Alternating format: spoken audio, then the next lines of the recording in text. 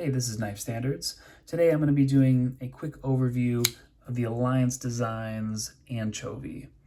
Really interesting design. This was lent to me, so I don't have too much time with it, but I wanted to do a quick overview for you guys and show you what it's all about. This is produced by Alliance Designs, designed by Kevin Foster, and I don't know a ton about Kevin Foster, but from what I understand, he is a part-time custom maker. So he does custom work. I'm not sure if he has done this design as a custom, but this one is a production. I don't think these are available. I'm not sure if they are discontinued or if they're just out of stock, but I don't think this is currently available. Anyway, so Kevin Foster partnered up with Alliance Designs to have this produced. So I think these go for right around 300 or so, maybe like 330. And they call it a mid-tech, but I'm not sure what that means exactly for this knife. And they don't specify exactly where it's made. You know, it might be at an OEM shop that we've never heard of. I don't know, but definitely made in China. Very high quality. You know, I haven't handled many knives from Alliance Designs, but obviously they know what they're doing. This design, pretty solid from Kevin Foster.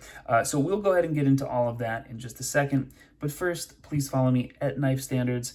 You can follow me on Instagram. And don't forget to like this video and subscribe to my channel for a lot more knife content and weekly knife reviews. All right, cool. So let's get this out of the way. And let's kind of, just get into it and go over some of the specs. You can see Foster, hashtag Foster SoCal Design, and then you have the little Alliance Designs logo. It is a titanium frame lock, flipper only. And what I found just from playing with this knife, I've only had it for today, so I don't have a ton of experience with it, but just from playing with it a little bit, I found that the push button is the way to go with this flipper tab. Push button all day. If you try and light switch it, which I'm not even going to do, you tend to kind of miss the flip, and it's a little bit rough, a little bit pokey on the end here if you try and light switch it. So if you pull down, not the best way of doing it. If you go push button straight in, no problem. The detent is pretty crispy. So it's not a weak detent, pretty crispy. And one thing you have to kind of be careful of is the lock bar pressure. I mean, you can see the clearances are pretty tight, which is a good sign, which is a good thing.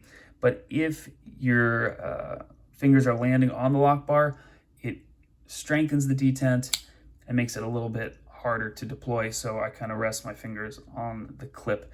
Again, titanium frame lock, got some really cool anodized accents. The pivot and the body screws are anodized blue.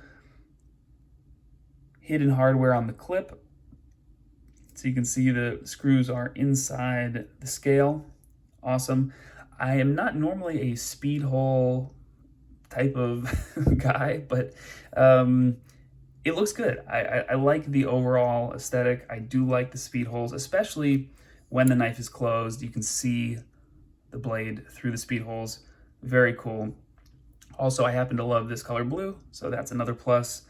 The clip works well in and out of pocket. No complaints there. I'm usually not a fan of these kind of curvy clips, as you can see on what knife do I have here? Okay, I have my Skaha sitting here. So wire clip, obviously different. This is a milled titanium clip, but kind of a straight profile. I just tend to gravitate towards straighter clips. What else do I have here on my desk? Even this is obviously a little bit different. Still though, milled titanium clip. Got the Chavez, again, straighter profile. That's more my style, but this works fine in pocket. Not a big deal. I do like these relief cuts. They're not internal relief cuts, but they don't need to be. These really kind of big scallops, very cool looking. Apparently he names all his knives after fish, which is cool. I guess he's a fisherman. So I haven't really explored his other designs or his other knives, but again, this is called the Anchovy. No blade steel markings, but this is RWL 34, which is a good steel. A lot of custom makers use it. It's kind of like a standard, just good all-around steel. Again, I'm not a metallurgist, but from what I've experienced and from what I have heard, it's good to go. And as far as the blade shape goes, what are we going to call this? I'm calling it a pokey drop point, maybe clip point, but it definitely has a thin profile and extremely thin hollow grind. Like really, really well done. Really nice hollow grind. Yeah, extremely thin. Really nice. And it's interesting. I was looking at the lockup, and there is a little groove so you can disengage the lock bar, but it actually doesn't look like there is a lock bar insert, which is kind of surprising. Now, I have not experienced any lock stick, so maybe it's carbidized. Yeah, I think that's the word. But yeah, no lock stick, so no, not an issue for me. And as far as action goes, really nice and crispy, and also very, very nice acoustics. I'll go ahead and hold this up. Solid, crispy detent, and closing action. I'm pretty sure this is on bearings. This has got to be on bearings, right? That's a good question. Is this on bearings? Let's see if I can see. Ooh. Oh, you know what? Actually, this might be on washers. Well, it makes more sense if it's on washers, but I'm not 100% sure. It's hard to see. You know what? I can't really tell. I would assume it's on bearings, but can't be 100% sure. I don't know. It's a mystery. And I'm not going to disassemble this. This is not my knife. But the action feels like, definitely feels like it's on washers. So I don't know. It could just be the tight lock bar pressure. I'm not exactly sure, but I'll definitely go ahead and look it up after. I didn't want to do too much crazy research before the overview. I like to kind of just explore the knife and wing it, because this is, you know, it's an overview, but it's also first impressions. Anyway, speed holes, they're not sharp, but they're almost almost sharp. But again, I don't feel it when I hold the knife. I don't feel it when I deploy the knife. Nothing uncomfortable in hand. But if I kind of go and I'm, you know, nitpicky and I touch each one, yeah, you know, little bit scratchy. Not a big deal for me. Let's go ahead and see the inside. So it says Alliance. It says Alliance Designs. I think that's the only marking on the inside of the knife. Cool, pretty clean design. Not a ton of billboarding. Let's talk Ergos. Ergos are very good. This is an extremely comfortable knife. I would have liked to have seen some jimping on the top, because my thumb does feel like, now my hands are a little bit sweaty right now, but my thumb feels like it's just slipping just a tiny bit. But as far as the shape in my hand of the handle, really nice. I don't normally gravitate towards thin, I mean, not thin this way, but I guess short handles, you know, this way. But this feels great in hand.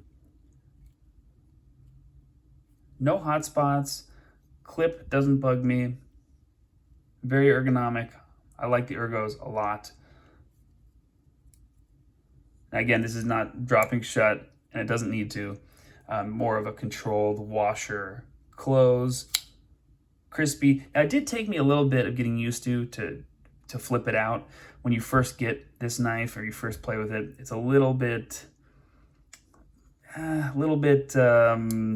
picky. I don't know, like you have to get the feel for the flipper. And that's the case with a lot of knives. You have to kind of get the feel for the action. But once you have it, no big deal. Now, overall, I think this knife is very cool. Not my style, not my design language, but awesome knife. This fuller is interesting. I'm not sure why. I guess weight relief. I'm not sure why that's there, but again, aesthetically very cool looking.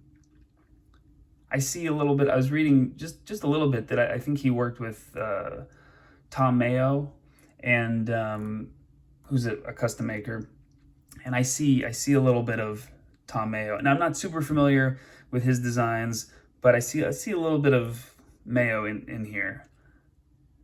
The speed holes and kind of the shape of the handle. Interesting. Anyway, overall, solid knife. Now, there is one flaw in this knife, which is a bummer. And it's also a dangerous bummer. So you see how nice this kind of fits into the handle. It's really thin. Aesthetically, it's great. If we turn it over, the blade is really almost sticking out proud, not quite, but almost proud of the scales. So that's a bummer, because I can touch the edge. You know, I'm touching the edge of the blade, and I'm just resting my finger on the scale, and I can feel that edge. So that's dangerous. I mean, you can see it right there. That's not good. Other than that, I think this is a great design.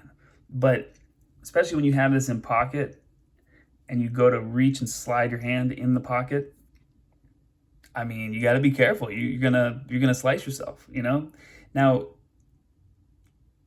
I noticed that right away, so I have not cut myself yet, but it's dangerous. I mean, that is a lot of space and a lot of blade sticking out.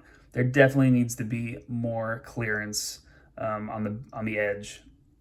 Definitely needs to be more clearance. So other than that, solid knife, but hopefully, I'm not sure if he does another version of this or a V2 or another iteration. He's got to address that, because that's just sharp.